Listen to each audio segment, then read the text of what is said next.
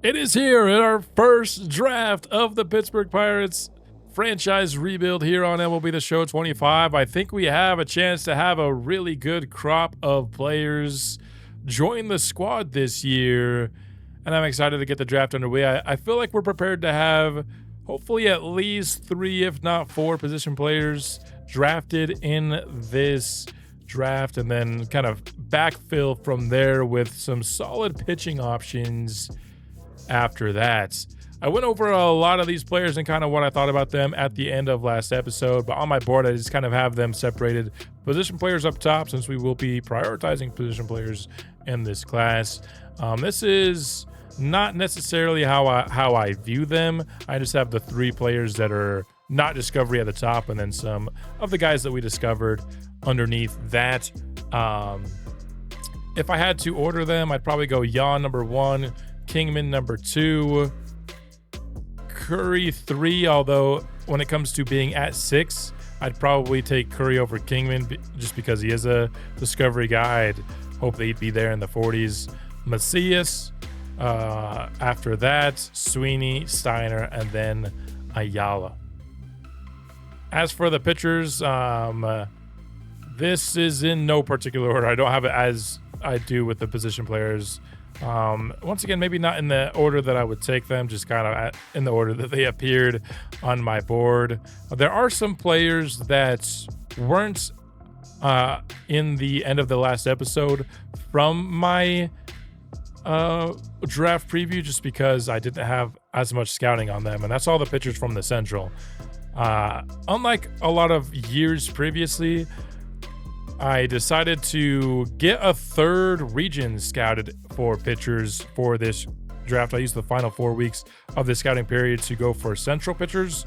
So I wanted to get as much information as possible on those Central pitchers before I really introduce any of them. Starting here with Napoleon Hickman, who could be an option at 46, should he still be there. He's rose all the way up to number 3 on our board with the most recent week 14 scouting. He's interesting. I don't know even if I'd take him at 46, but I put him on our board just because our scouts view him as a top 5 player in this class. Chris White here is a 18-year-old guy who's ranked number 112 in the class, but our scouts have him all the way at 113. At 13. I think if he's available with that 86 pick, he's another player alongside Ray Drake, who our scouts just think a lot higher of than consensus. We do have some discovered pitchers here. George Parrish among them. He's ranked 16 on our board, but the guy that I think I like better is Pete Good. Not a strikeout pitcher, but not a great pitch mix either, but he's young, he's a lefty, and I don't mind a low strikeouts pitcher. So I think his stamina will be in a spot where he'll be like a good starter worthy as well. So I like a Pete Good. Hopefully he's a guy that we can get later on in this class. And that's pretty much it. There's a couple other Central guys here, but those are the more interesting ones. Parrish and White and Good here for the Central spot. Again, everyone else I kind of talked about more at the end of last episode. And of course, we'll talk a lot more about them as this episode goes on, especially for the guys that we end up selecting here in the class. Praying that David Yan falls to 6. Let's get the draft underway. Let's draft now. And on the clock at number 1, the Washington Nationals take the number 1 MLB rated player that I did not scout in this class. Hopefully I didn't make too big of a mistake. Although with him being off the board at 1, it would have been a waste of time not to scout him, it looks like. Number 2 off the board is another player I didn't scout. So the 2 outfielders, actually I guess he was the highest rated MLB guy that I didn't scout. There were 2 very highly rated outfielders that I didn't quite like. They go number 1 and 2 off the board. And then the first player that I did scout here, Willie Mota, looks like an A potential pitcher going to Seattle. You can't complain about that pick. And 3 picks off the board. There's just 2 remaining, and we are praying that our man falls. Carlos Chavez. We put a week of scouting into him. He looks decent, although certainly I think wasn't going to be in play for us. At 6, our division rivals take Abe Bird, who we like a decent bit as a lefty pitcher, but David Yan is on the board at number 6. What we were praying for all along, and this is a no-brainer. Number 6 pick for the Pittsburgh Pirates. We're taking the catcher out of South Korea, David Yan, switch hitter who has the ability to be an early impact player, both with his defense and with his hitting. I think he's better at hitting lefties early, but he has a chance to really be an extremely well-rounded hitter down the line, as well as potentially a Gold Glove caliber of defender should he develop well there. Has the upside, has the day one stuff, and this is a really awesome player for us to add here into the franchise. Let's take a look at his player card. I think it looks really good. He has low injury risk, which you like as well, and he was the number 1 player on my draft board all along. At number 7, Ken Curry goes off the board. He's a player that we liked a lot, and had David Yan not fallen to us, we probably would have taken him. Division rival Cincinnati goes with an outfielder that we decided not to scout, although he is the kind of archetype that I think often works in this game. We'll see if he ends up being good.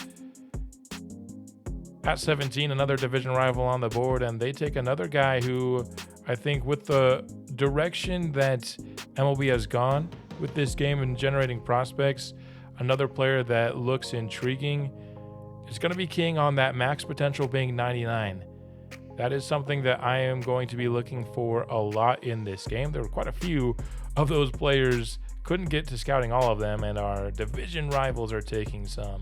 Unfortunately for us, Julio Macias would go off the board. Was really hoping for him at that pick in the 40s, but he's off the board at 24. So, on the board at 46, there's one guy that sticks out like a sore thumb on our board. I think much like the pick at 6, this is a no-brainer selection. 22 years old, Buford Kingman has been overlooked by many in the nation because I believe he's been miscast as a first baseman in his college days. He hails from the Netherlands but has been playing baseball here in America since high school, and in high school he was a right fielder, and I think the Pirates view him as a right fielder for the future, and I think being a first baseman in his college days has dropped his stock way below what it's supposed to be. So with our second pick here in the series, we will be selecting Buford Kingman out of the Netherlands. Now up at 68, and I hate to say it, I sound like a broken record at this point, but there's one guy sticking out well above the rest on my board, and that is Albert Sweeney. We have a chance to get 3 really good hitters back to back to start this class, and Albert Sweeney out of high school looks to be a really good all-around player with a starting point that will leave him not needing much time to develop in the minors. I think he will have a good fielding rating right off the bat, and he'll have a pretty well-rounded hitting rating spread as well. He'll be a little bit better in contact than power, but he's still going to have some day one power about him as well. Won't have the upside as the guys that we've drafted so far in this draft, but that's why we're taking him here third. Still going to be, I think, a player who will play for us early. Albert Sweeney, 16th on the board. We get him here at pick 68. I think that's an absolute steal. Here at pick 84, our main position players are now off the board, and so now it starts to get a little bit tricky. Now we can have a debate. Our scouts have been really high on Adrian Mendoza-Burks since the beginning of the franchise. They have him at number 3 in this class. That being said, he hasn't been drafted yet, which means there's a chance that we are the only team that has discovered him. And there's a lefty pitcher, and I'm really focused on lefty pitching in this class, that probably is off the board by the time we pick next. So it's do we take the guy that is going to be off the board, or do we take the guy that we're higher on? It is a risky play either way, with Mendoza-Burks not being selected yet, I decided to take the risk that he would last and one round later and take the guaranteed 88 to 98 potential was too much to pass up on. But it comes back to burn us as the Mets with pick 97 selected Mendoza Burks. How did they not take him earlier? I thought we had a pretty safe gamble going, potentially losing out on a better player by trying to get a little bit greedy here in the class. So with my plan A being off the board, it became time to pivot. And of all the players left on the board, I think Pete Good sticks out as the best among them. We get another lefty on the board. In fact, I kind of forgotten about Pete Good. We scouted him very late, and if I had remembered him, I might have taken Mendoza Burks. I just really wanted a lefty pitcher, and Pete Good looks like a pretty good selection here this late in the class. With pick 5, there's really 2 players left on our board that we had discovered, Jesse Duffy and Womack here.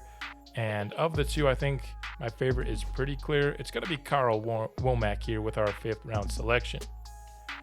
Now up at 6th, I usually try to take a flyer on a relief pitcher here. There are a few on the board. Jesse Duffy still remained here, but we've been going with a lot of lefty pitching in this class. Why not add one more to be in our bullpen? Richard Lynn is our final selection in the draft. Wrapping up what I think was a very good first draft. And when it came to signing these guys, we really had no trouble doing so. Not everybody said yes right away, but it didn't take us long to get this class signed. There was a lot of good interest, so we got our entire class under contract. Worth noting here in the post-draft screen, David Young's ratings look even better than they did when we drafted him. His max overall was 71, and his max potential was 95 at the time of the draft, but with the, I guess, little extra scouting that we got because he didn't sign, ratings looking even better. I don't think year 1 is the time for us to really be active in the trade market. We're still fighting about our team, but there are some interesting young players. Like if we weren't already so set at pitcher, I could be convinced to be interested in a Shane Baz as a young addition to the squad. There's an Ezekiel Duran here at 25 years old. So there's some good young players on the block this year. And I just think year 1, we're going to play it safe. And then going forward, I mean, even an Evan Carter could be very interesting at just 22 years old, all that speed in the outfield. But we'll probably explore the trade block as soon as next year. But until I get a chance to add some free agents, get some development from our young guys, I think we're going to hold pat this season. And now it is time to present the class that we were just able to draft. And this looks incredible. So much blue in the way of potential here on this screen, and I can't wait to talk about each guy individually, starting with our number 1 pick for the franchise rebuild, and that is David Yon here, and these ratings look really good. He ended up being the absolute max of his ranges from what we saw from him during the draft when we selected him. His max overall was 71 and his max potential was 95, and he hit exactly on those ratings, which puts him in a spot that I think is really good. All of his plate skills in the 50s. Everything with his hitting except for power versus righties is at least in the 50s. Both of his left hitting skills are in the 60s even. As a defender, which I'm always going to be paying attention to for a catcher, arm strength starts in the 70s. His fielding reaction and block are all in the upper 60s, including 2 at 69. Nice. The accuracy isn't even in that bad of a spot as well, but will certainly need to develop. Durability will not be a problem with him. I think this is an absolute slam dunk of a selection at number 6 overall. Moving on now to Buford Kingman. He is somebody that I think is going to be an easy move over to right field. That 79 arm strength will play great over there. Good fielding ratings as well that I think will just be a little bit wasted at his primary position. And again, that's kind of why he fell through the draft, was because his skill set in college wasn't really able to shine because I think he was miscast as a first baseman in college. It allowed us to take him all the way down into the 40s. Great contact versus lefties. We've got a couple of guys that are going to be better against lefties to start out their career, but his vision and clutch are both in the 70s as well. That's absolutely awesome. Power's in an okay spot to start, but certainly in a spot where you think it can develop over time. The durability's in the 50s, not great, but not going to be a massive problem either. And then our third straight position player ends up being pretty much as good as he could have been. I mean, 75 with 84 potential is probably his absolute max. But once again, a guy who's going to hit better against lefties. That's a theme here with the position players that we took here in this class. But really well-rounded skill set here. The fielding is great. Arm strength certainly in a nice spot to start out as well. Plate skills, I mean, we got really good plate skills for these players, especially two of them are 18 years old and they already have really solid plate skills on them. He's got a good average of, contact and power. He can do a little bit of both, contact a little bit more than power, but that's no surprise there. Durability, again, in a good spot. We got three position players that are all starting off 70 plus overall. That's kind of insane. Moving to the pitchers now, and we get Ray Drake, 55 overall with 94 potential. We'll have to see what Mendoza's ratings are because we basically traded Mendoza for Drake in this class. That pitcher clutch being all the way down at 26 is rough. You don't get any sneak peek as to what pitcher clutch will be. So you're kind of just praying for the best there. We unfortunately did not get the best, but still obviously super high ceiling on a Ray Drake, and getting him in the 80s was really awesome. But Pete Good just kind of overshadows him in every way. He's 3 years younger, he's 5 overall better to start, and he's even got higher potential. His clutch isn't amazing, but it's certainly in a better spot. I think this is just a better pitching prospect really in every way.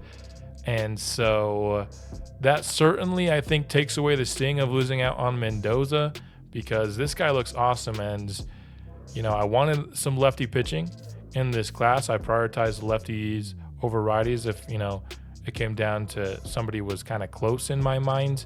And so had I known that Pete Good was going to be this good, I definitely would have taken Mendoza over Drake with that previous spot. And who knows, Mendoza might not even reach this level of potential. I assume he's going to have a better starting overall. In fact, I'm pretty confident he will. But Pete Good is going to be an awesome player for us to track in this franchise outside of the top 100.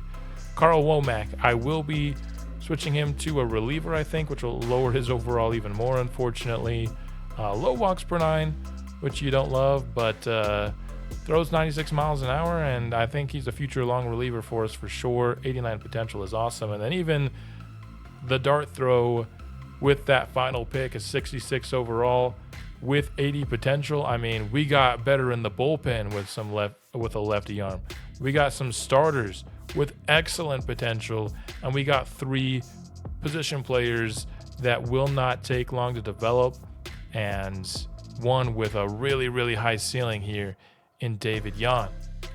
Taking a look at what happened around our division as well as just some of the better picks in the draft as well. You got Abe Bird, a lefty here with some pretty solid velocity and really decent ratings here as well. I mean, not the perfect pitching prospect, but the Cardinals needed to get younger at pitching for sure, and I think this is a good selection.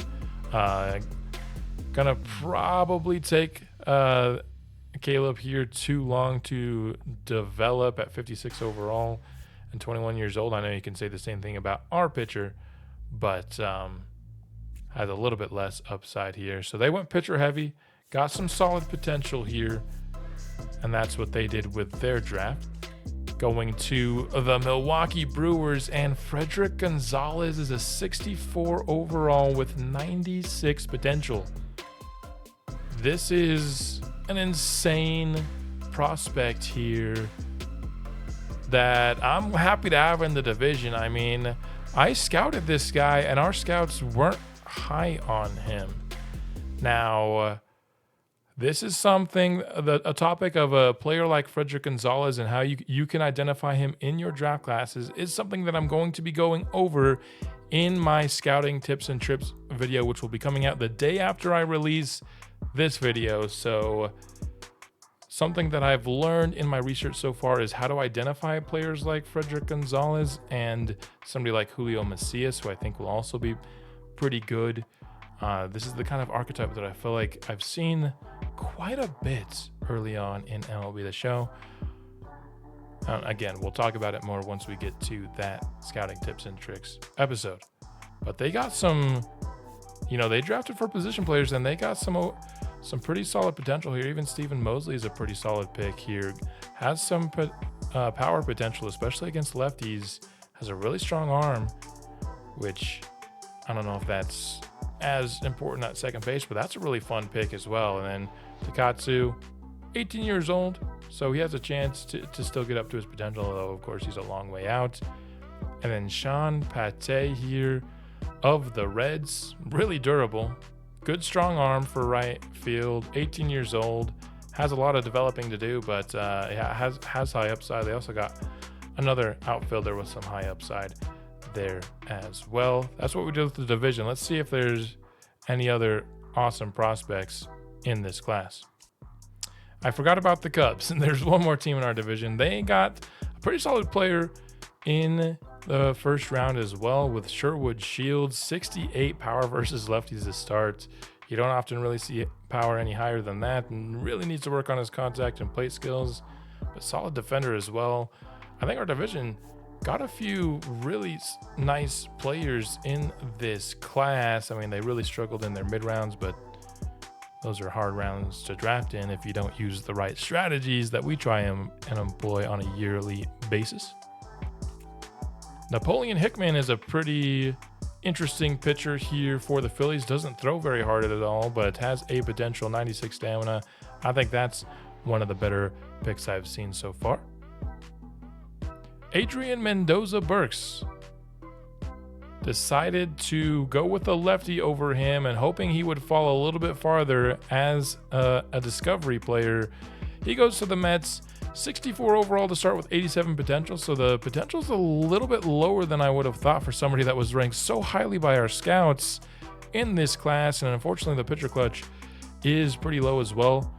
I think he's a better prospect probably than the guy that we selected, but I don't know if it's by much. I think it's actually pretty close, and the regret I had for missing him, I think, is honestly lessened a bit, first by the selection of good behind that pitcher, but also just Mendoza Burks, the 87 potential combined with a 31 pitcher clutch makes my buyer's remorse, or I guess maybe my non-buyer's remorse, a little bit less remorseful. They also got a pretty good pitcher here that I had on my board. He just wasn't ever going to be in play with us. A lefty that was always going to go in the first round, and looks really good here. That 77 walks per nine to start off is sweet. Let's talk about Ken Curry. He was somebody that I had on my board. Really good contact and plate skills. 82 fielding off the rip is awesome. Doesn't have the highest potential ever, but that's a really solid player that the Marlins are adding into their organization. Willie Mota here to the Seattle Mariners. 92 potential, 65 overall to start. A little bit of an older prospect, but I think you'll take that. Again, another pitcher with just really devastatingly low pitcher clutch, though. That is hard to deal with in franchise mode. I've had to trade away pitchers that I liked because of low pitching clutch in the past. Eric Gonzalez to the Twins. I think he's a really solid position player. Another guy, maybe not the highest of potentials, only in the B's here, but a really interesting prospect with some awesome clutch and a good fielder. I feel like all these first basemen that the game generates don't hit for power, but they're awesome fielders. And so just have them play another position.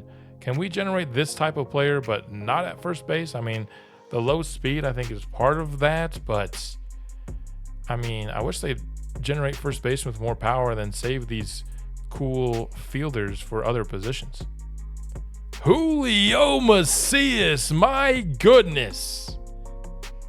I thought he'd be good. I didn't think he'd be this good. And so this is the kind of player, like I said, that I've seen be really successful more often in this game than I think I've seen in previous games.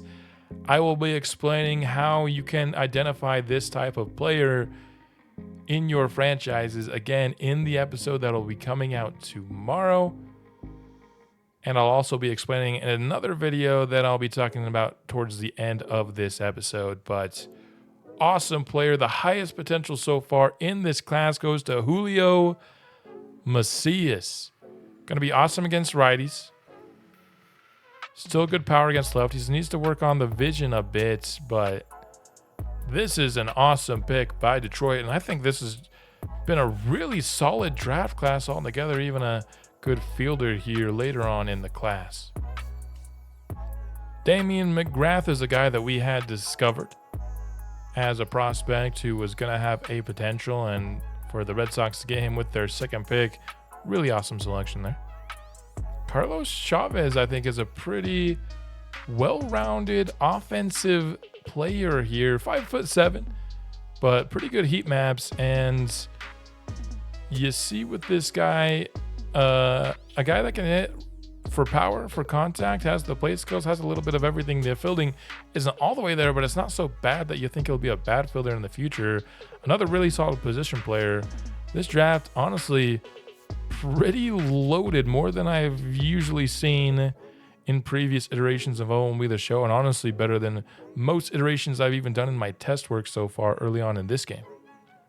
And that's pretty much going to wrap up my draft video here for Pirates franchise. I think we had an absolutely awesome first draft, and a lot of players that will be playing some key roles going forward in this franchise were selected here today.